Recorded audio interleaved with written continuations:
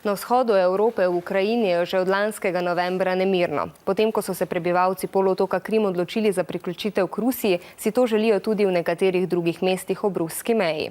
Protesti pa preraščajo v spopade. Poglejmo, kaj se dogaja. Veliko prebivalcev ukrajinskih mest blizu ruske meje govori rusko in čuti pripadnost ruskemu narodu. Zato pravijo, da bi se tako kot prebivalci polotoka Krim raje priključili k Rusiji kot pa ostali v Ukrajini. Poleg ulic so zasedli tudi več vladnih poslopij in kar sami razglasili neodvisnost od Ukrajine.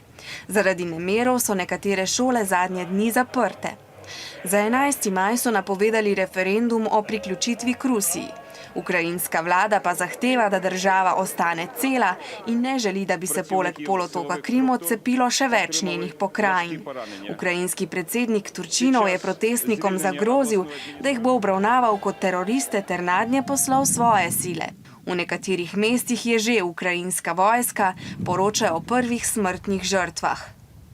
Številni Ukrajinci so veseli, da je vlada storila nekaj za to, da Ukrajina ne bi razpadla, a nekateri menijo, da vojna ni dobra rešitev.